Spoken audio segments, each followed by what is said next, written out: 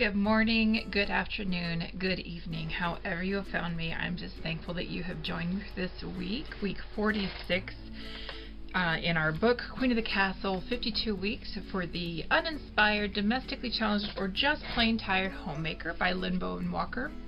Our topic this week is Companies Coming Hospitality.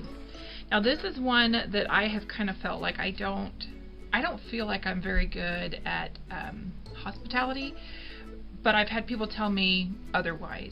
And so I want to talk to you about some of the different ways that you can show hospitality. And I think one of our biggest hang-ups is when we host something in our home, we are really worried about how it looks.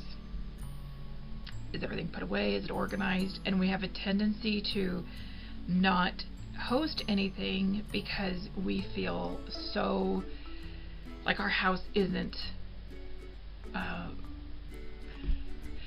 friendly for other people to come into because it's lived in. But I want to turn that around and ask you, when you go into someone's home and you see that they still have laundry that hasn't been put away, or maybe the dishes are still by the sink and not put away, do you have those negative feelings about that? And I don't know about you, but for me, usually I'm like, no, it's not a big deal to me. The reality is we have a lot going on regardless of where we are in life, and sometimes that's just not a priority. Is my family happy? That's more important to me than if every dish is out of the sink and either in the dishwasher or in the cupboard. And I just want to propose that to you to think about the next time you use that as a hang-up as to why you don't host someone in your home. And if you're struggling with that, if you're struggling getting your house in order, there are so many amazing tips and tricks out there. Most of us have the ability to use the internet and can find different things that will help with that. A big motivator for me is watching hoarders. It's sad to me that I see people so attached to things. I'm very attached to many items. I'm not saying I'm not, but for it to rule your entire life, it's just so heartbreaking to me. But it is a big motivator for me of, okay, you know what? I should probably go through that and really debate whether that's important to me or not. And if it is, then it needs to find a home. And if it doesn't have a home, it needs to go away. So I have to think about those types of things. But there's so many different ways to show hospitality. If you feel that you really can't do something in your home for whatever reason, whether it's the way you feel your home looks, or maybe you're just you're not great with a lot of people, and that's totally fine too. Just sending a note can show hospitality. Thanking someone for what they've done or encouraging someone, that is a form of hospitality. A phone call or preparing a meal for somebody, those are ways of showing hospitality. I have not been in contact with a friend for quite a few years, and we've known each other for quite a long time, and unfortunately I found out online through a post that they were diagnosed with a form of stage 4 cancer, and they needed some help just kind of getting some life under control. And it was heartbreaking for me that they were reaching out to strangers, and I felt guilty, like, why have I lost contact with this person? And it's a part of life, we just kind of lose contact. Thankfully I still had her number. I gave her a call, and we had a lovely visit for a couple of hours this last week. And just knowing that I could love on her and encourage her and assist her in a manner that she needed was just an amazing way of showing hospitality. And it wasn't in my own home, and of course she apologized for the state of things or whatever, and I was like, hey, her house was fine. It really was fine, and just a sweet woman, and I'm just going to do my best to try and stay in contact with her and do what I can to help her every couple of weeks as I can. So that's another way of showing hospitality, is just reaching out to someone who is in need and helping with them in their home. I've had friends in the past where I've gone and helped them in their home, and they've come and helped me in mine for various reasons or situations. And There is nothing wrong with asking for help so that you can feel that you're prepared for an event or an opportunity to host someone in your home. So I don't want you to worry about your home being party ready. I want to encourage you not to worry about that. The biggest thing that we need to think about is that we have a good attitude and a calm spirit, and she mentions that in here, that that's what she prays for. The other thing I want you to think about is that people do want to help, and so when you are hosting something in your home, try to have things ready for them to be able to help you, or that they're easy enough that you can do them if they don't want to help. But my biggest piece of advice would be to do your best to plan ahead. That helps me, at least with my anxiety or issues that I struggle with. So planning ahead. And for instance, one of the things that we host in our home, we try to do it monthly, but we are behind with moving and my husband hunting, and I had events going on. There was so much life going on that we could not plan this. Well, this is not sponsored. None of my videos are sponsored. I don't get paid for any of these videos. They're just an opportunity for me to share a little bit about my world with you, and hopefully there's something that you can benefit from by my little pieces of, my little nuggets of wisdom. My goodness, that's not really what they are, but you know what I'm saying. For me, they're just sharing, and I learn the best by people sharing with me. So there's this company called Universal Yums, and so this was one where we just did one night, and what we try to do is we invite some really close friends over, and you could do this, if this is something you want to do, you could do this. I've thought about, well, I could switch it out, but my kids and their family, my daughter's family, and some really close friends, we invite these two families, and they come over, and there is I usually prepare the main dish. There's usually a side dish that's prepared, and then there's a drink from that country. So in this case, it was Germany. And in here, they actually have a recipe for, I'm going to say this wrong, beef Rouladin. So it was just basically a skewered meat. And I'm going to tell you what, that was everybody's favorite meal that I have made. I looked online for some sort of side dish, a vegetable side dish recipe, and I can't remember what we had, but it was most likely a sort of salad. And then we did something called hospitable. I have no idea. It's a punch that we made non-alcoholic, and again, that recipe was in here. And then the other thing, so basically this is kind of like a little activity. I copy this, and I cut it up, and it's a trivia, they call it the trivia train, and there's 8 questions. There can be up to 12 of us at this thing. So I assign one person to be the answer person, and then everyone else gets one of these little questions. And of course there may or may not be enough for everybody, but that's okay. And so they'll ask a question. So in this case is, how does the city of Freiburg honor Elvis Presley? And then there's 4 options.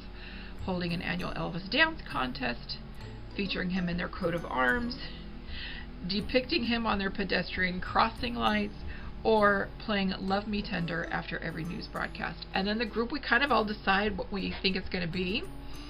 And can you believe that the answer is C, depicting him on their pedestrian crossing lights? And it goes into a lot of fun information about it, and it was just really cute and fun. So we'll do that.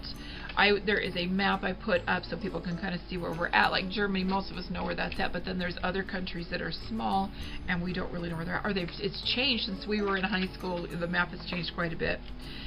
So it's a lot of fun, and then you get all of these little snacky things that we pull out, and then we'll taste a new snack. And so you end up leaving full because there's 18 items in the box that we get.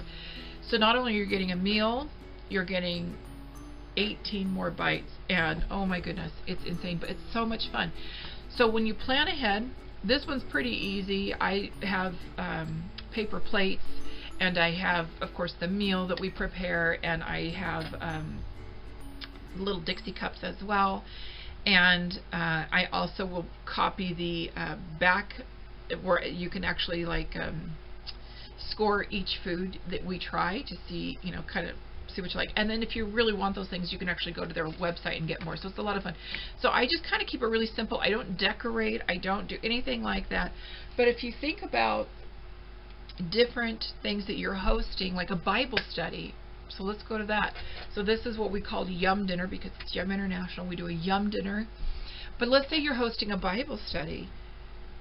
Sometimes it's just a matter of having, you know, tea or coffee or water or something simple like that. But you could also have a little goodie for people to eat if you want to. It does not have to be homemade. It can be from the store or someone who that is their gift that they want to do and they want to bring something yummy to share. That's great. And always having a bucket of paper goods available so that you know that's something that's fun. If you don't want to host in your home, you could always do a Bible study via Zoom. There's also Google Hangouts. There's also probably not Facebook Live, but there's so many other options out there that you can do without paying for a service. So kind of think about that. We have a lady in our church who has Java with Jen every Tuesday morning and for an hour, and it has evolved as to what it looked like in the beginning when COVID hit and this was started, and because it was originally Coffee with Connie, and then Connie went back to work at the church, and Jen decided to pick it up, and it's been so much fun. So it's become Java with Jen. I thought it was really cute, and we've joked about different names too, like well, if I host next week, it could be Alcohol with Amber, and then that was like, wait a minute, that's really bad, but it was just kind of silly and fun. But we just kind of talked about different stuff like that to be silly and have a good time. So let's see, what else did I want to talk to you about? So there's the Zoom option where you don't even have to prepare anything, any foods, or decorate. You're just in your home and people are just seeing you on the computer, and there's that way to do it. So when you're planning ahead, and here's something we're running into, we are hosting another event this month in our home. It is Thanksgiving month, but we don't host Thanksgiving in our home. We go elsewhere for Thanksgiving, and we are having an open house, and so I've been thinking a lot on that. What am I going to do for that? So we sent out our invites, and one of the things that I run into is when I host something, I want a theme. Well, I loved this Irish blessing: walls for the wind and a roof for the rain, and drinks beside the fire, laughter to cheer you and those you love near you, and all that your heart may desire. So I mailed those out. So of course there was that process of ordering these, and I ordered these ones through Zazzle.com. I really loved them. Again, not sponsored by Zazzle, but just a little, it was really great how they did it. I just loved this design. I thought it was beautiful. Mailed them out, and then I also did an invite on Facebook, because I don't have everyone's address, and that's just a part of life. You just don't always have everybody's address anymore. So just trying to do that, and I thought, what am I going to do? So I did, I'm going to show a couple of cards here. I took a couple of cookbooks that I have. This was my mother-in-law's, and when she downsized, this became mine, and it's just a Better Homes and Gardens new cookbook, and it's probably from the 60s. And then I have this one as well, and the reason why I pulled these out, and this one obviously, I had to take the spine, Betty Crocker's New Picture Cookbook. Again, this is probably 60s. I'm not exactly sure, 50s or 60s, but what I loved about it is there are some parts in here that talk about if you're hosting. So I'm going to show you a couple of those pictures. I'll put those in here so you can kind of see some of the ways they used to recommend how to do things, because it's really smart. There's also, I thought, well, my goodness, I don't want to be in the kitchen the whole time. I want to prep something and have it ready, and that way I can visit with people and I'm not cooking the whole time or cleaning up the whole time. And so I've been playing around with some ideas, but one of the things that I'm probably going to do is I do have a lot of fun Irish cookbooks, but I love this one. This is one of my favorites. It's one of the older ones I have. But Here's one. It's a contemporary one, but I'm going to go ahead and thumb through these. See, this one is probably the one that I'm going to be using the most because it's more like pub food. And so, you know, probably like meat pies and things like that. But I think I'm going to do a stew, and I'm just looking at this real quickly like, oh my goodness, I need to just like put that aside. But I've got some wonderful cookbooks that I want to look at, see if there's some easy stuff in there that I can just throw together, since, you know, if I want to go with the theme. I'm not decorating special for it. I'm just keeping up my fall decor because it's November, and just we're going to have karaoke out in the shop, and it's just going to be a time to visit, and there are some things I want to get done before then, and decluttering in my sewing room has been a process. My events are over, so a lot of that stuff has moved out into the garage, but then there's stuff in the garage that we need to get rid of, and so it's just this process. So I'm just making sure I'm, you know, hacking at it one thing at a time. And if it's not perfect, like this room, people really aren't going to be congregating in this room. They're going to come down and look at it. So I want it in order so that it at least looks good. But the reality is I still have projects and sewing jobs that I'm working on, and so I can't just not have things out. And of course it's going to be messy upstairs because we're going to have a lot of people, and so yeah, probably going to just invest in a lot of paper goods because I really do not want to be doing dishes for the next 3 days after it. So but there are going to be some things that I will have available for people to help with if they want to come and help, and I'm very excited about that. My mom is going to come up and help, and that I'm just excited that she's going to bless me with that. So trying to think if there's anything else. Oh, I flipped up the page, or the book open to this spot that she talks about. So it's not just, you know, hosting people you know, it's hosting people you don't know. And she writes in here, I love the story in 1 Kings 17 where a widow in the midst of a drought, down to her last bit of oil and flour, reluctantly opens her home to a hungry house guest. I can't feed you, she tells Elijah at first. In fact, my son and I are about to eat the last of our own food, and then we are ready to die. Don't be afraid, Elijah answered. God says your bowl of flour and jar of oil won't ever be empty until we have rain again.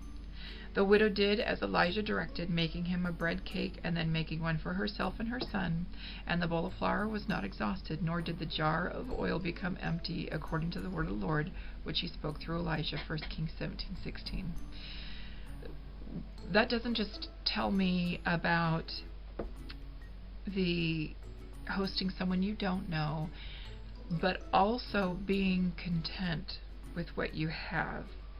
And here they're going to just be eating oil and flour, basically these flour cakes, and she's okay with that.